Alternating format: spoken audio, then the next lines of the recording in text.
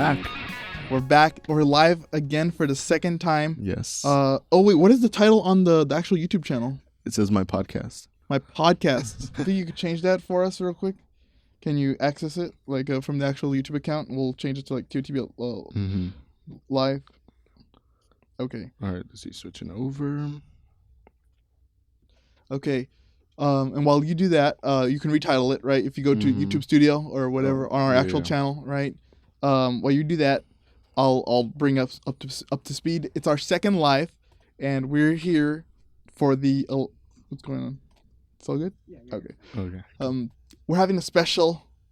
Obviously, the past 2 episodes we've done election coverage, but the election is only 2 days away now.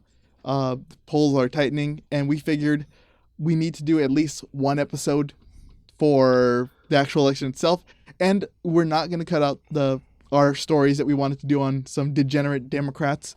That one will come up in an hour. But first, I feel like it's most important if we do the actual election episode first. Yeah, since we're so close, we're only 2 days away. Yes. So they will still get their comeuppance. But for now, we will talk specifically about the 2 candidates running for office. We have former 45th president of the United States, yes, Donald John Trump. Okay. And then we have the 49th vice president of the United States, current vice president of the United States, Kamala Devi Harris. Actually, you can't change that. You can't change? No. What? You can't do it on yours? I could probably let me. Yeah, because on here it doesn't give me an option. Yeah, so, I mean, basically this episode is, we're going to make our predictions as to who we feel would win this election. It's such a close election. They're just neck to neck. So, we're going to give just kind of, why we think either Kamala or Trump is going to win. Sound a little... Right, and... So we're going to try, there's a few things we're going to do. We have some clips that talk about the past few days, because there's been interesting stories just as recently as last night, video clips that we'll go over.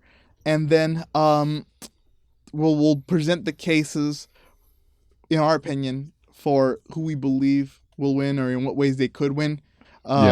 So originally...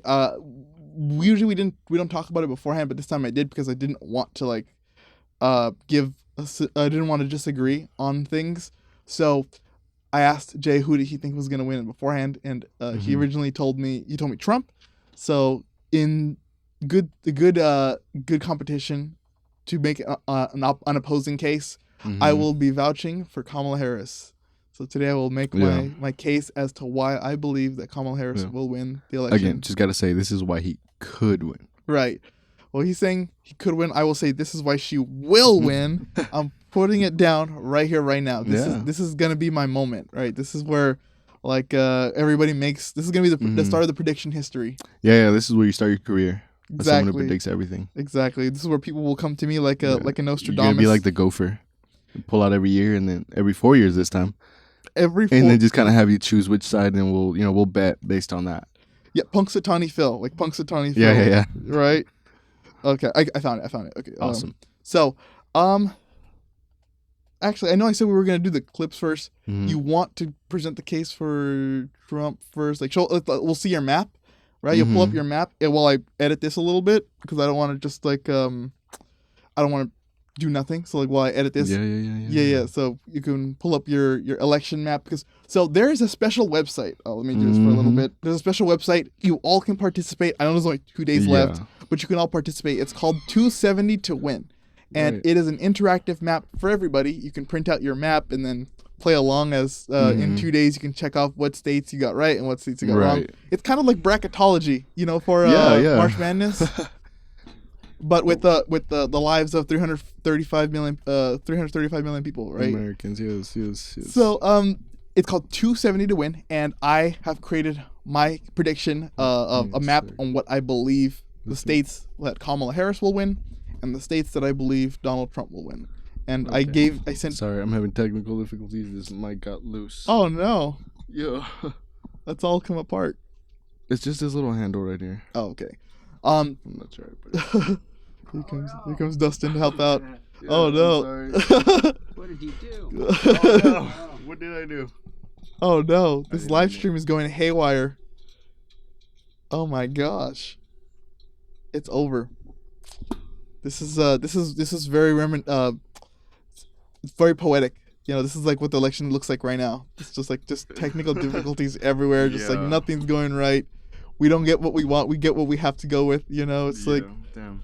It's There's always something. Yeah. This is basically the American electorate right here. It's like, well, you got to do what you got to do, right? Like, you gotta. Thank you so much. I really Thank you, appreciate Dustin. that. Yeah, let's give him a round of applause. I'm not gonna touch this anymore. That was Dustin's first physical appearance on the show. Hey, welcome, Dustin. Usually, I've heard him before. Yeah. We heard his magnificent voice, and now this time we will made a surprise appearance. Surprise appearance. Yeah. So thank you, Dustin. Thank you for saving the show. Yeah. You know, and this is the show that's gonna save democracy. You know, this is okay. This is gonna be the show. Yeah. I'm staking our claim right here. Yeah. So 270 to win. It's you can print it out, whatever. It's like bracketology for March Madness for the sports fans out there in the audience.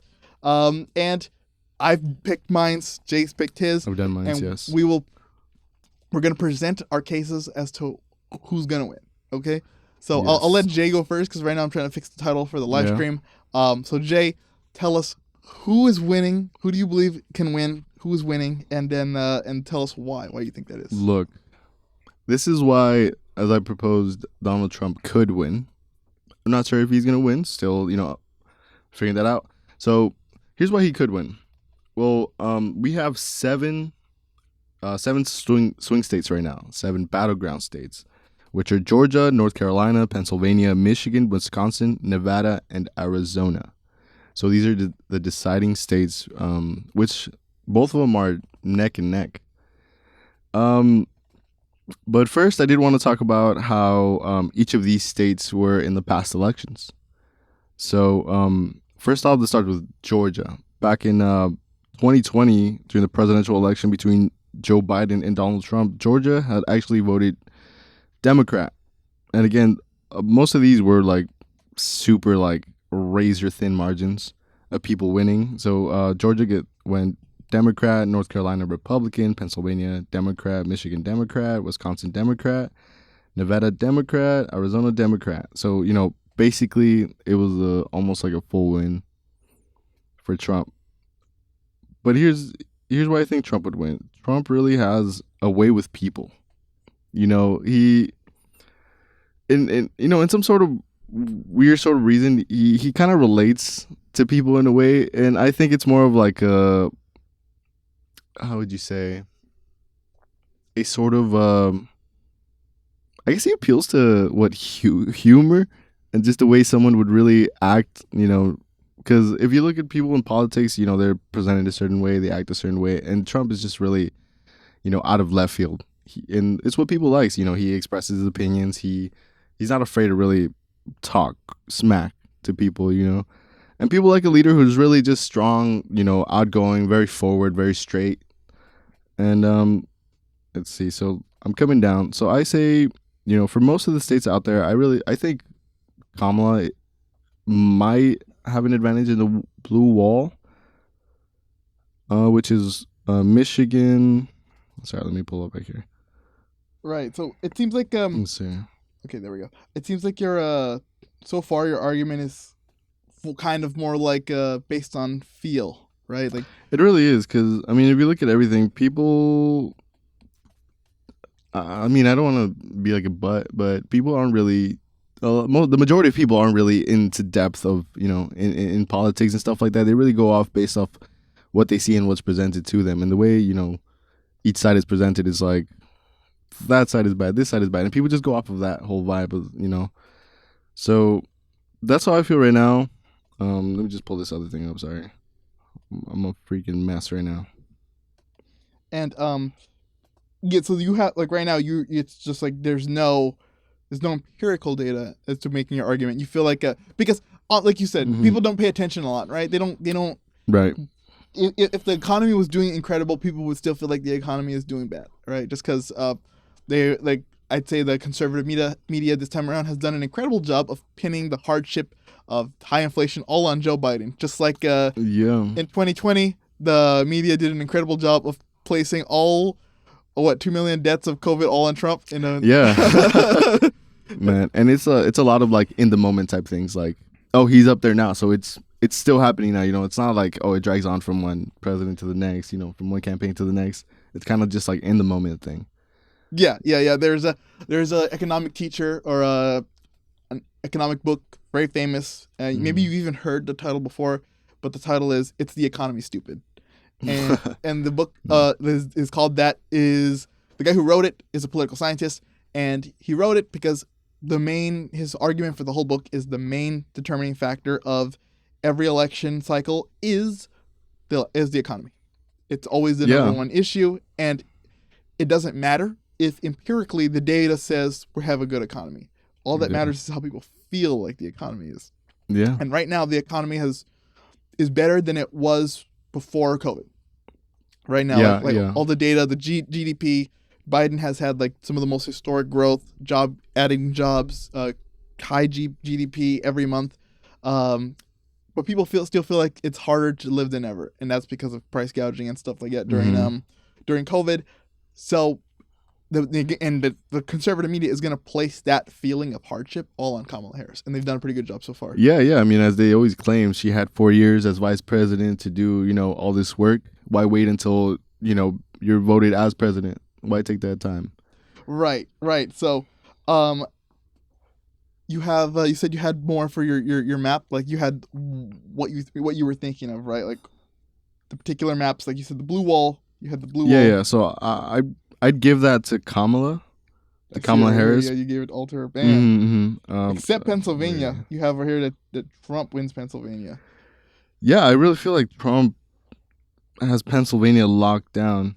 I think. I mean, he's leading right now currently, and Pennsylvania being one of the bigger states with more electoral votes. It's definitely one of the ways he can actually win the majority count up to 270.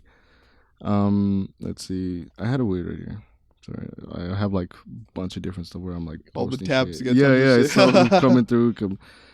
So one of the ways that I do think Trump could win is if he goes for North Carolina,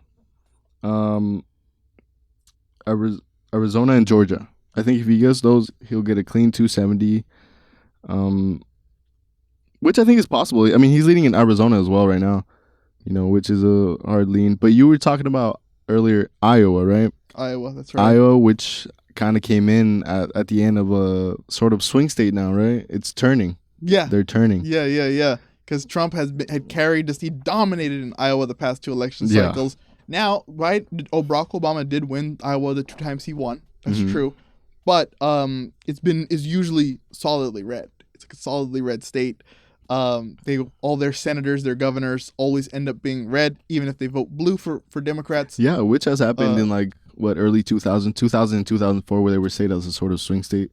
Yeah, the only time, even during the Obama administration, when Obama did win Iowa, they still picked senators and governors that were Republican, right? So it was still solidly red, and it just seemed like they were flipping over. But now, all of a sudden, like 2 nights ago, polling came out, Kamala leads by 5 in Iowa, which is insane. Yeah, it really is insane. And a lot of these people are people who are voting for a third party, people who are undecided.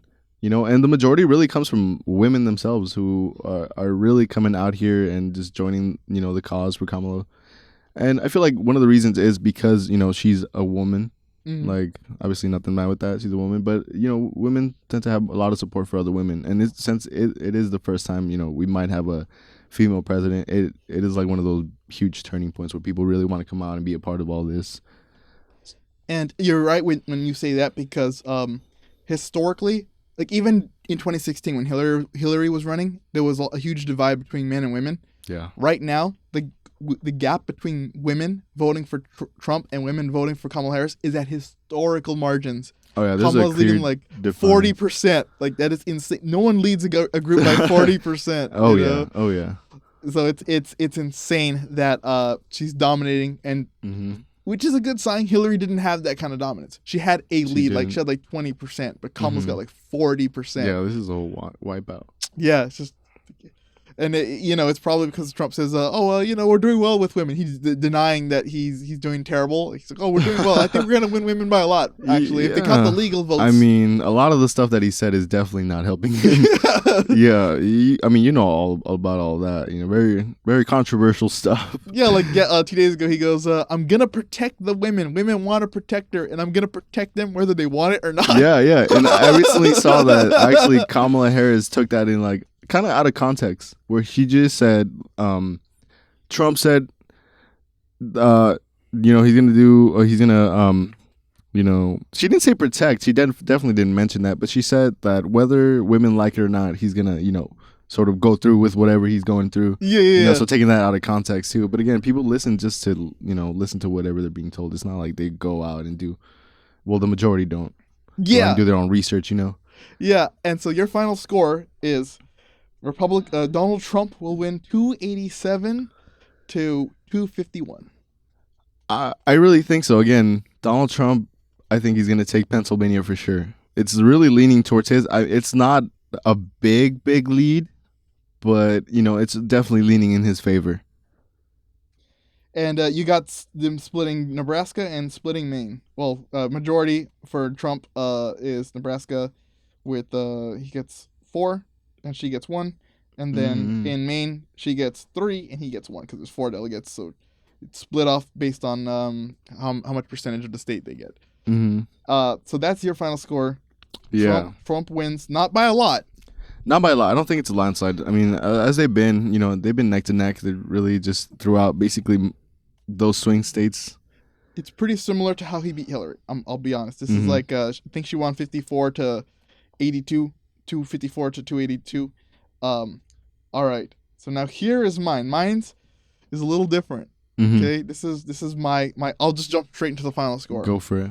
Kamala Harris 310, Donald Trump 228. Oh, by that much? Really? It's similar to how Biden won, because I believe Biden won either 308 or 303 to 226. Yeah. I think it's 308 to 226 because Trump's was 226, so I think it's 308. So I believe Kamala will win in the same margins, and here's why.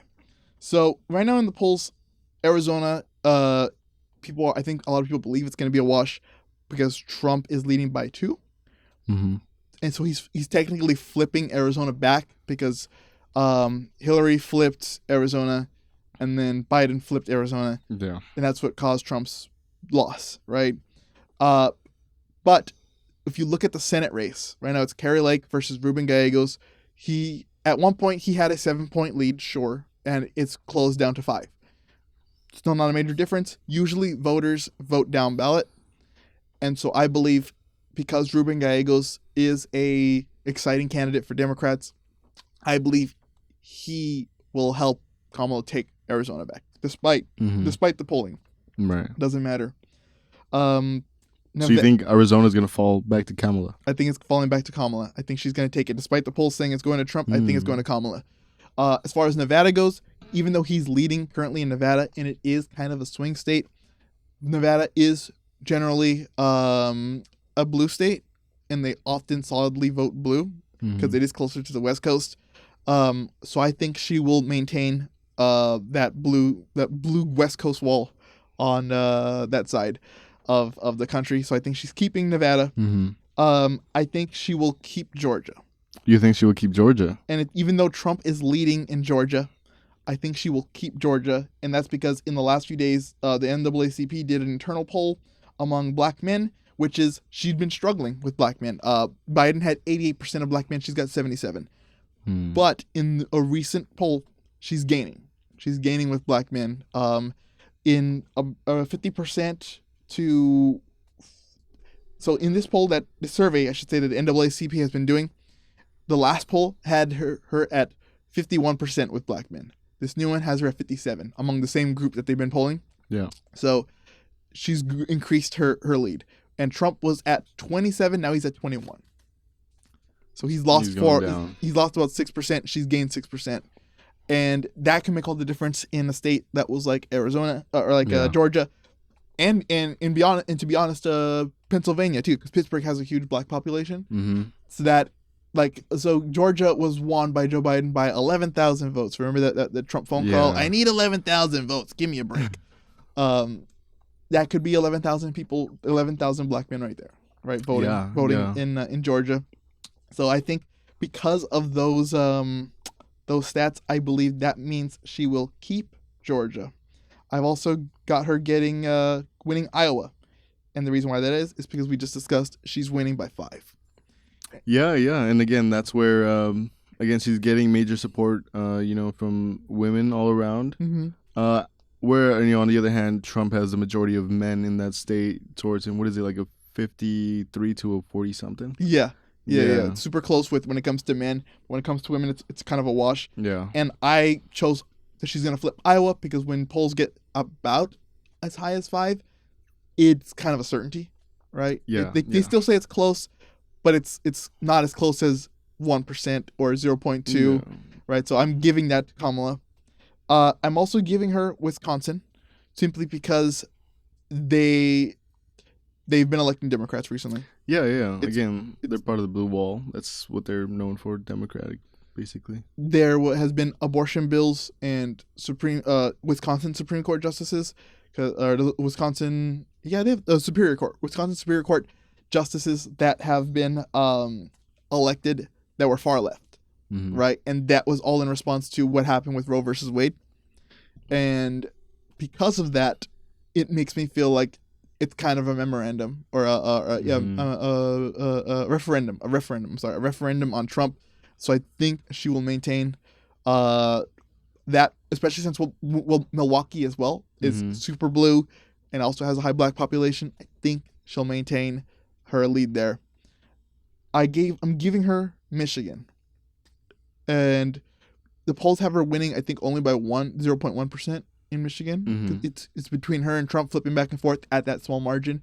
But she's been recently growing her lead in Michigan because of, it might be because of the Eminem endorsement. I'm not exactly sure why, but she was behind, like by 1% with Trump, and now she's leading 0.1. Mm-hmm. It might be because of the Eminem endorsement. He's putting his foot down. He never has endorsed a president until now. Yeah. So he's endorsing Kamala Harris. So I'm giving Michigan to Kamala Harris. I'm giving North Carolina to Trump just because it's usually solidly red, and even though it's getting close, he only leads by 2. He's gonna win it. It's just like, there's no way that it's like one of those obvious states that Yeah. So he'll win Florida because that's where he's from. I'm giving her Minnesota because that's where Tim Walz is from, and usually the home states they win. Mm-hmm. And finally, for the final swing state, I'm giving Pennsylvania to Kamala as well. You're giving Pennsylvania to Kamala, and I'm giving it to Kamala because of the whole Puerto Rico fiasco. The whole they have like a margin of 500,000 Puerto Ricans that live there. Yeah, and when Trump had a rally in Allentown, Pennsylvania, he got booed. So it's making an effect. The guy that he didn't know got him, gave him a really bad rap. Yeah, and so. And lastly, that's my map. The final reason why I think Kamala will win is because there's also an election predictor who's predicted 9 out of the last 10 elections correctly. Mm-hmm. He's been doing it since 1984. And the only one he got wrong was Bush v. Gore. And that was because the Supreme Court stopped the recount in Florida while Bush was winning. And that's what gave him the presidential election. Right. So we can say that was an anomaly. Because he was kind of accurate. How can he predict that the count, they're going to stop a count, right? While somebody's winning. Yeah. So that's my caveat for that. This gentleman's name is Alan Lichtman. Alan Lichtman. He predicted that Trump would win in 2016 when everybody made fun of him. Mm-hmm. He predicted that Joe Biden would defeat Donald Trump. Wow. And he is predicting that Kamala Harris will also defeat Donald Trump. Yeah. And he's got a method, and here's what it's called. What's his method? He wrote a book. It's called 13 Keys to the White House. Mm-hmm. And he uses this model to describe 13 true or false statements that decide whether or not a incumbent party will win or they will lose. So here are his 13 keys. Let's see. And for Kamala, so here are his normal predictors. If the incumbent party, so Democrats, Kamala Harris, if the incumbent party has 5 or fewer keys, they'll win the election. Fewer false keys, they'll win the election.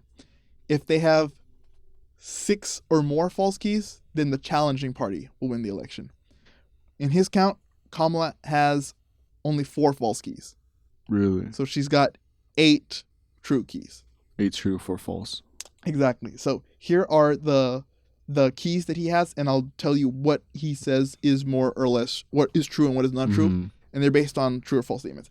Okay. So key number 1, the midterm elections. After the midterm elections, the incumbent party holds more seats in the House of Representatives than it did in previous midterm elections. That's false. The Republicans control the House right now. Yeah.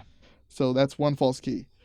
Number 2, there is no serious contest for the incumbent party nomination. That's true. Kamala Harris she just kind of came in and took it. Yeah, right? yeah. Like she went to go talk to the delegates, and they gave it to her. You know, So you want Sleepy Biden be up there? Yeah, I mean she was on the ticket, so kind of counts.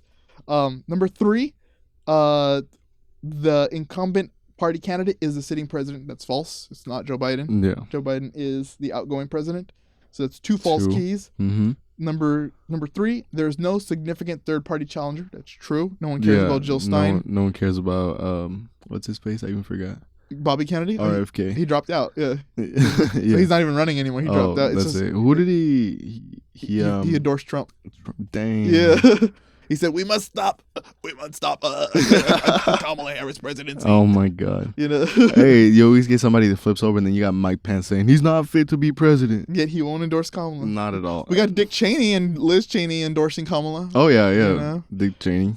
So that one is it's true. No significant party challenger because no one cares about Jill Stein. That's 2 so far. The short-term economy is strong. That's also true. Mm-hmm. It's been great so far. The long-term economic growth has been good as far as the last 2 terms. It's also true. Mm-hmm. The White House party has made major changes to national policy. True. The CHIPS Act, the acts we discussed for the Kamala Harris episode. Mm-hmm. Top of Mind. Go watch Top of Mind. Yeah. There is not sustained social unrest during the term. True. They haven't had a summer protest like with Trump. Yeah. During 2020.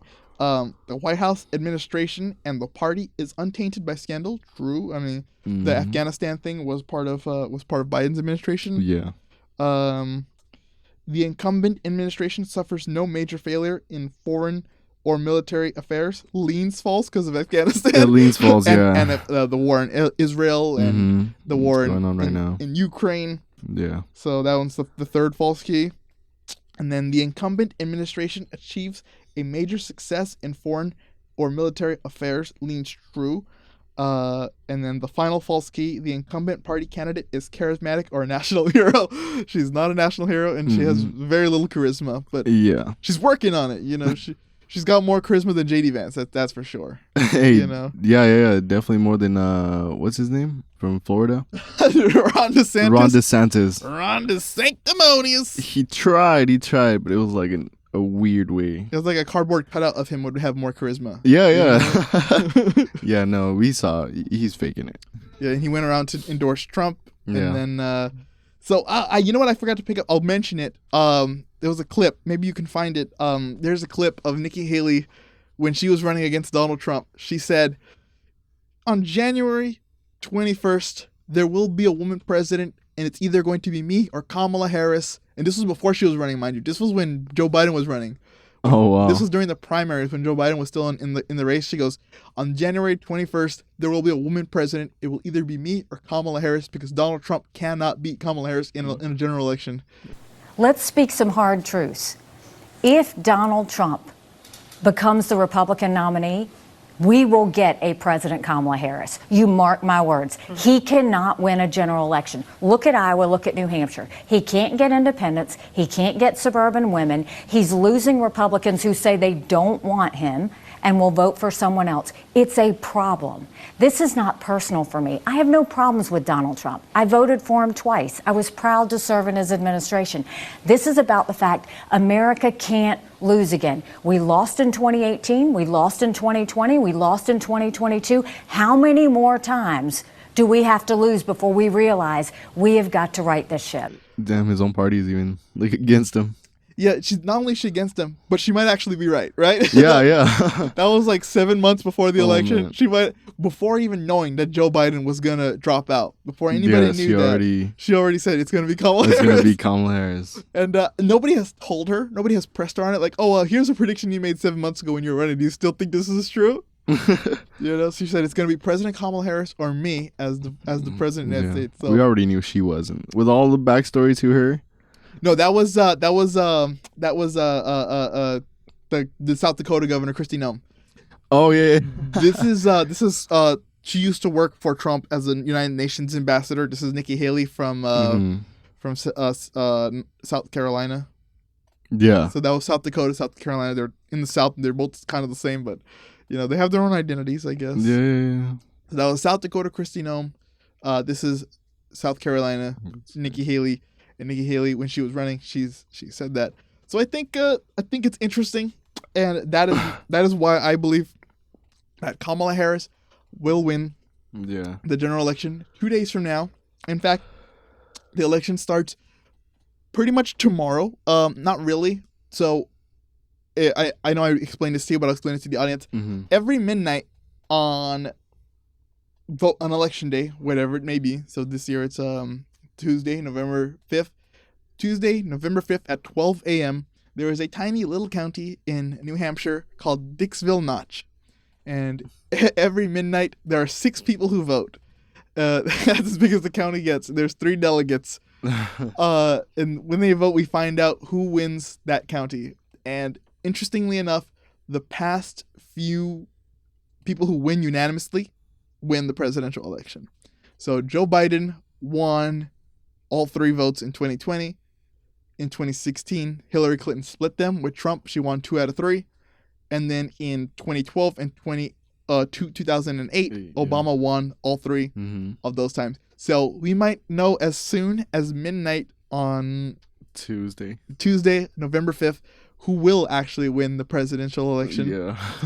Based on this tiny little county of 6 people. That's the deciding factor. 6 people. 6 people, 3 delegates. 3 delegates. And it's splittable. It can be split. So if it's not split, if it unanimously goes to Trump or unanimously goes to Kamala Harris, we may very well know who will be our president.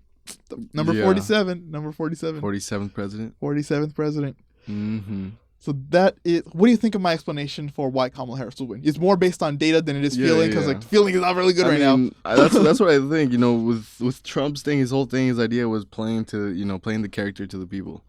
But I mean, with recent things during his rallies, things are really getting out of hand, and he doesn't even seem to want to deal with it either. Calling what Tony Hinchfield said. Hinchcliffe, my bad. I always call him Hinchfield. Hinchcliffe said, at one of his rallies, and he didn't really think it was a big deal, even stating that he had never met the man, though he was a speaker at his rally. Yeah, and it's very interesting because Trump also recently did a podcast interview with Joe Rogan. Yeah. And the reason why I bring up Joe Rogan is because a few months ago, Joe had suggested Trump to another guest, obviously, that Trump should bring on Tony Hinchcliffe or that guy who plays Trump. What's his name? I forget his name, but he does a great impersonation of him. He does that whole gravelly Trump. Yeah, because he was on Kill Tony. Yeah, he was doing his Trump impression. But so he suggested that Trump bring out those guys and do their one-liners and zingers, and Trump will win unanimously, right? Yeah. So he did. He brought up Tony Hinchcliffe from Kill Tony. Yeah, he took that advice and he let other people do it for him. And he didn't turn out so well. Yeah, as you probably know right now, it is quite a big deal. He said it wasn't a big thing. He didn't even want to really directly mention anything about it. He didn't even want to apologize on behalf of that. and it's just a huge backlash of Puerto Ricans just really not liking what was said. Right. And so I'm gonna play a part of the video here. I think because I'm streaming, we can't see it on my screen, but so you can go to the doc and play it. It'll be right there. So here's the thumbnails. I mean the timestamps, right? So we all know that Tony Hinchcliffe made fun of a select group of people. You know, A very specific group of people. he didn't really shy away from attack anybody else besides these group of Latinos, right? Yeah. I mean, it was just he came out as if it was just another one of his stand-up comedy sets. You know, he wrote this as if it was just another set. Right. And because it is so outrageous, I refuse to believe that this clip we're about to see was anything other than a troll operation by the Kamala Harris campaign. I believe He's undercover. I believe he's a double agent and he's working to destroy Donald Trump. That's crazy. You know what crazy is? They didn't even stop him. He kept going and going and going and going. We even have some comments from Dustin. He's actually commenting right Oh, here. yeah? He says, I feel like this year is tough because mainly people from New York and California have moved. A lot of people went firm to Georgia. A lot of California people moved to Arizona and Vegas as well. Mm-hmm. Yeah, So we do that's see a very lot true. of people moving out of California, that's for sure. That's very, very true. And so we have a clip here from Tony. Let's see what the man had to say about Latinos, shall we? Yeah. Okay, so It's absolutely wild to see. And in Texas, stuff is really, really crazy. We're right there by a wide open border. Where are my proud Latinos at tonight? You guys see what I mean? It's wide open. There's so many of them. It's absolutely incredible. Believe it or not, people, I welcome migrants to the United States of America with open arms. And by open arms, I mean like this. Go back. It's wild. And these Latinos, they love making babies, Do too. not Just hold know back. that. They do. They do.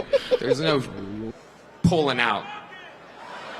They don't do that. They come inside, just like they did to our country. Republicans are the party with a good sense of humor. I'm sure they are. Oh, yeah. That's why they brought him up, right? That's why they booed him.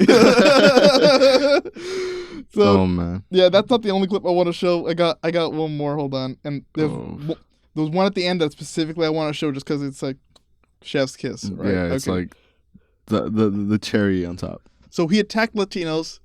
A specific group of Latinos after that. Yeah, so first he attacked Latinos in general, and then he's like, he set his sights on Puerto Ricans.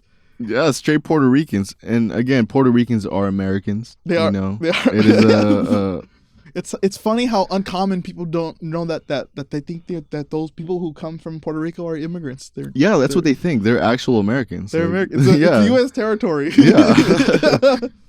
All right, so here's the next clip of Puerto Rico. You know, times. It really, really is. And, you know, there's a lot going on. Like, I don't know if you guys know this, but there's literally a floating island of garbage in the middle of the ocean right now. Yeah. I think it's called Puerto Rico. That was not a Okay. All right.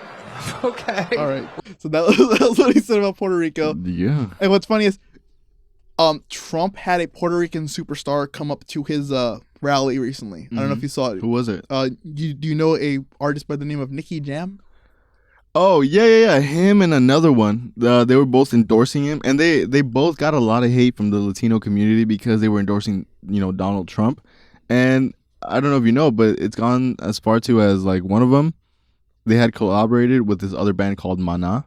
Oh, Mana. Yeah. Or Mana, yeah. Mana, yeah, which is another big band. I know Mana, Oh, yeah. They're huge. So what they did is they took down every single song they had with him. They took it down. And they just didn't. They wanted Really? nothing to do with him That's or with any of insane. them. Yeah, both of them. And what's funny is during the Trump rally, when Trump introduced him to speak on stage, he goes, you know Nicky Jam? She's hot. She's really hot. He goes, where's Nicky? Let's see Nicky. It's a dude. He has no idea what's going on. He doesn't know, dude. His campaign is trying so bad to appeal to different people that he doesn't even know. He's clueless on who's coming out. he thinks that Nicky Jam is a woman. It's a woman. And it's a guy with a face tattoo. Yeah, it's a guy with a face tattoo, and very hot woman. I don't know about that.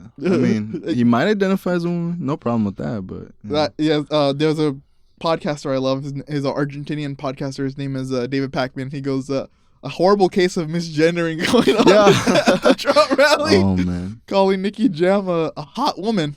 Very hot. Yeah, very attractive dude. And so, not really. And so after that, Nicky Jam has now rescinded his endorsement of Trump after the whole Puerto Rico fiasco. Yeah, and he said, I'm not going to do politics anymore. That's it for me. I bet. And I didn't realize he would talk that way about Puerto Rico.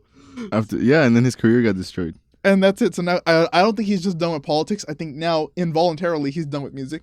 Yeah. I mean, the people chose for you. Yeah, they chose for him. Yeah, that's why they say don't really get involved. Don't have your career mixed in with like other stuff, other controversy. If you are, you just gotta keep your finger to the wind and know what direction it's blowing. Yeah, what's the safe choice? Exactly. But he wanted to be a little spontaneous, I guess. Yeah.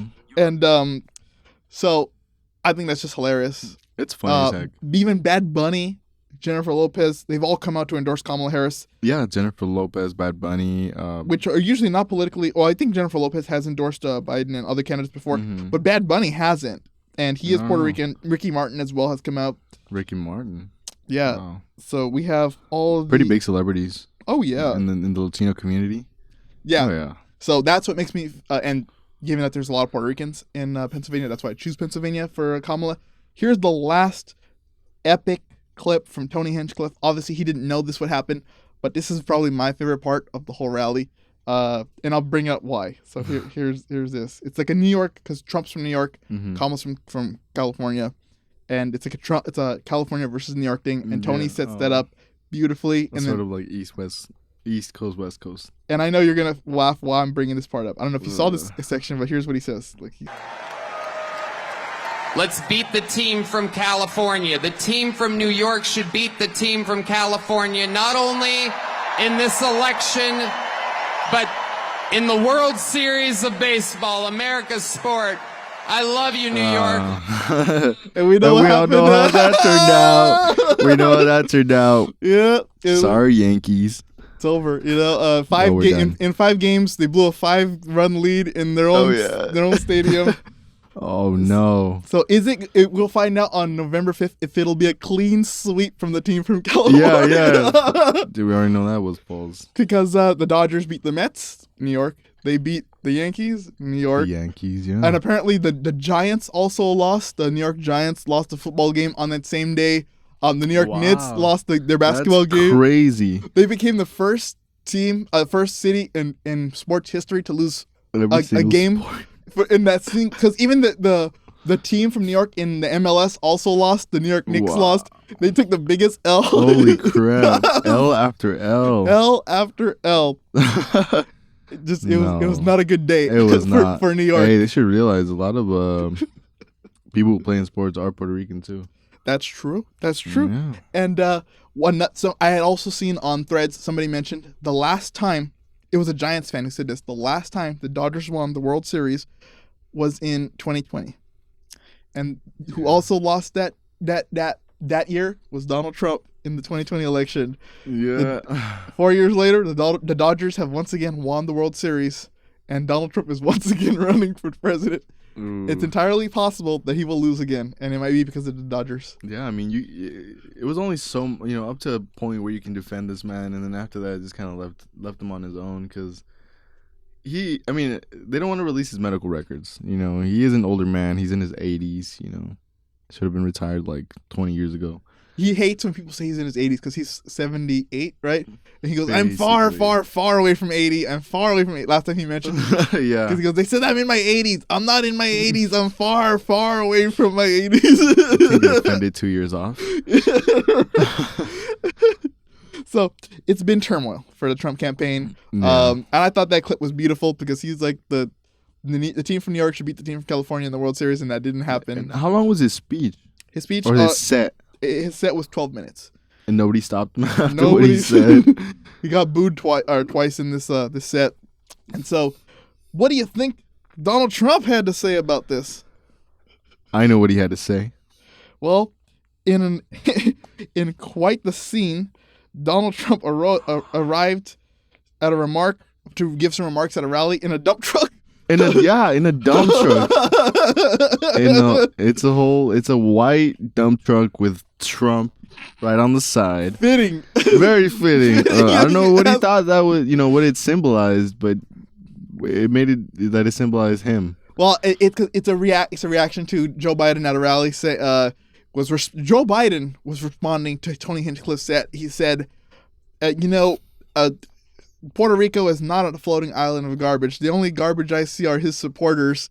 And, Basically the same thing. Joe Biden's like, I'm outgoing president. What do I care? I'll say what I want. What the heck? Shit, you ain't voting for me. Exactly. It's not my problem anymore. So he went out and he said that. And so this was Trump's response to Biden calling his supporters garbage. He decided to dress like a garbage man. Yeah. And ride around in a MAGA dump truck. That's the part that I do like of Donald Trump. He really plays to it.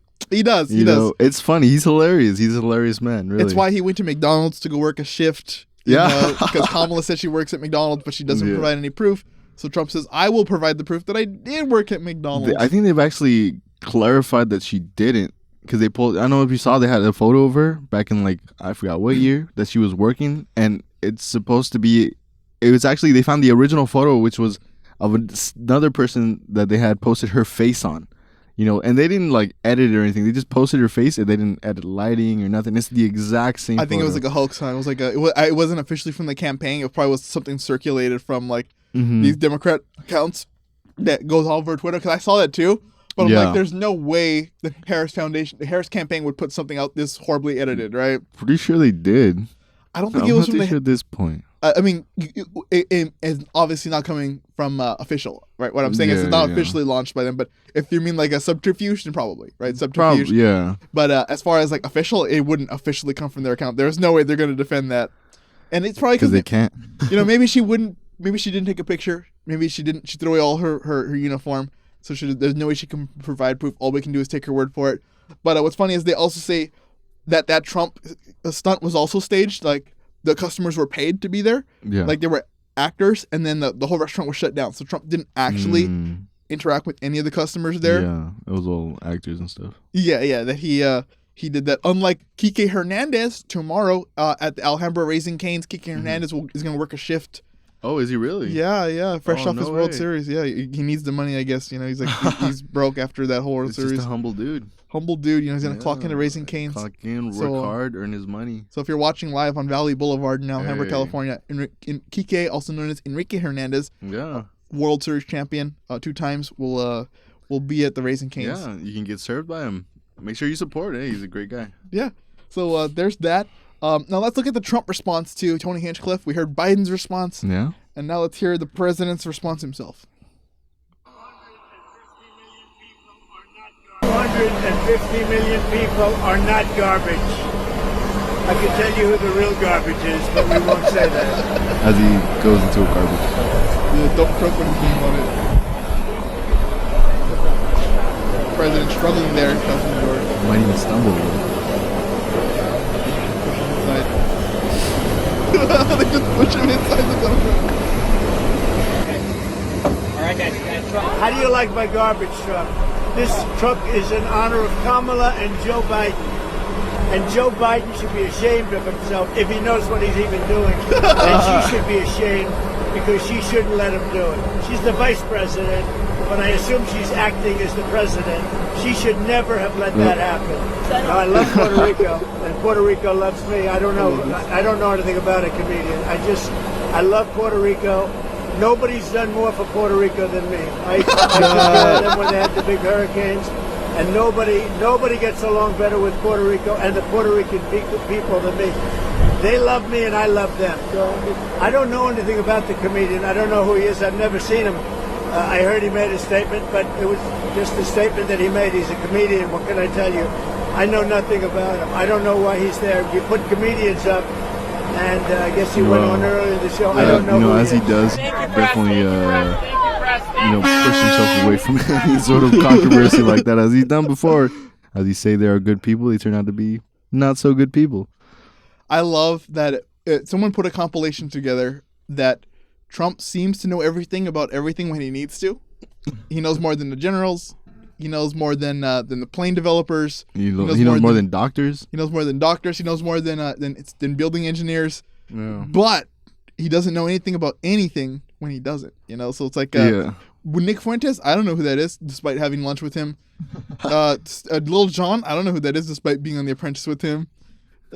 Tony Hinchcliffe, never heard of him, despite having him at his rally. Being a speaker. Yeah. Steve Bannon, I never met him, despite having him in the administration. I don't know who that is. I don't know nothing. I never met him. Don't know anything. When he doesn't, his memory seems to collapse when it's convenient for him. Yeah. It's all about convenience. And even sometimes when it's not convenient, like when he's told the story about how he almost died in a plane crash with the mayor of New York, with the mayor of San Francisco, and it wasn't the mayor of San Francisco, it was another guy.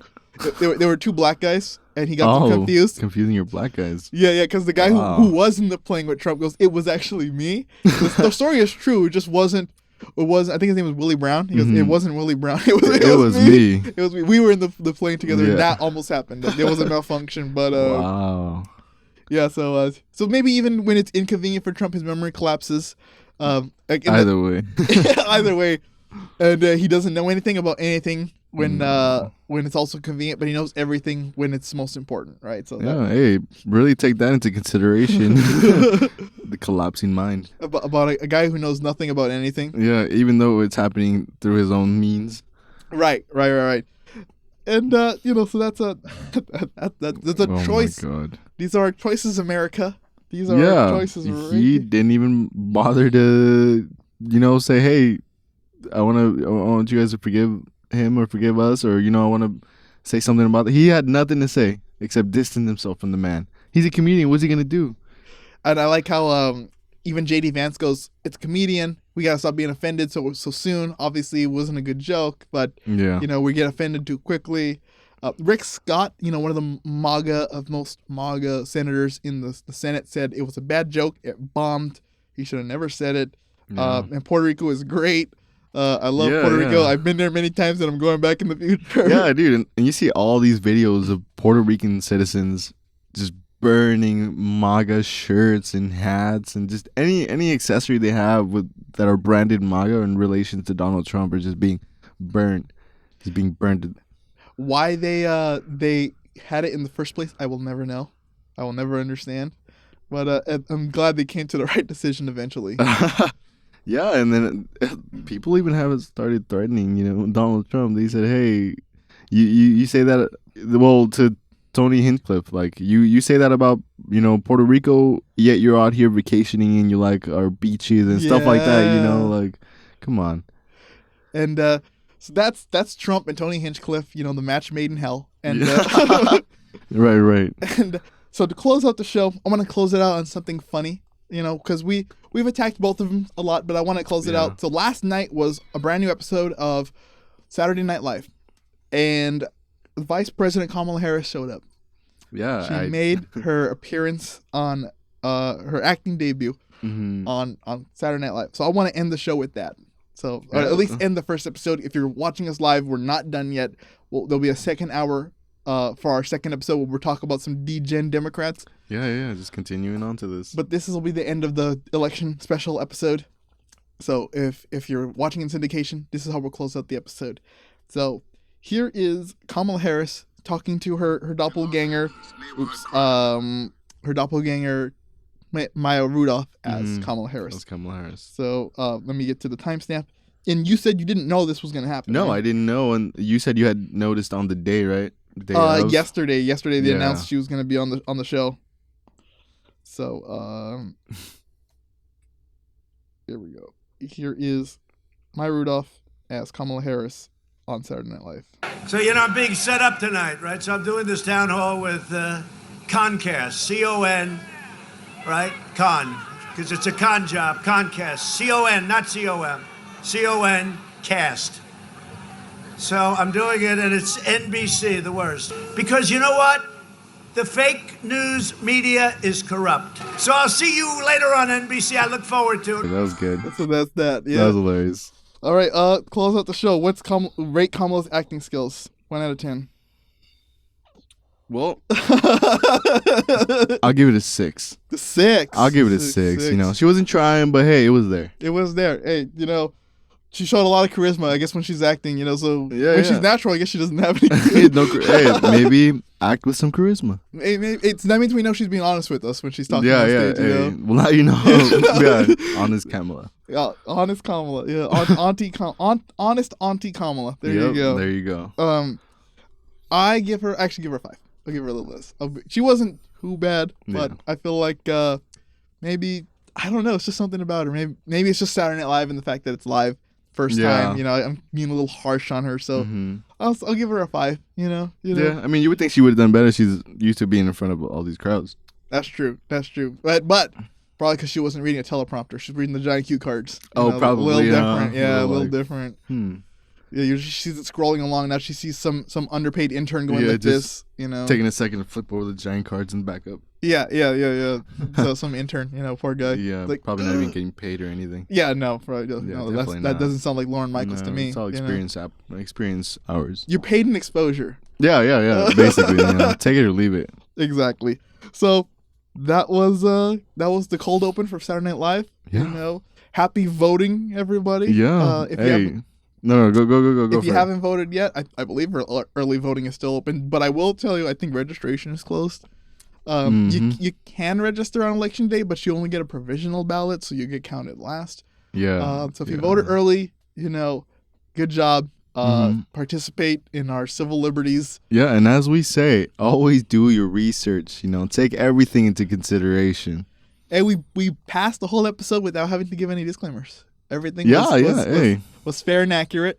As we saw it. I think so. Yeah. Hey, as again, you're entitled to your own opinion. We thought true. it was great. True. We thought it was good. You presented the case for Trump. I presented the case for Kamala. I couldn't defend him too much, guys. I couldn't really say. It was more like how he could win. Yeah, it seems like there's no empirical evidence to defend Trump. It's vibes, man. It's all the vibes, you know, and his vibes are really getting killed out here by all other people. Basically, people that are pointing to his own campaign. They're destroying the vibe set. Yeah, their own vibe, man. Their own vibe is done.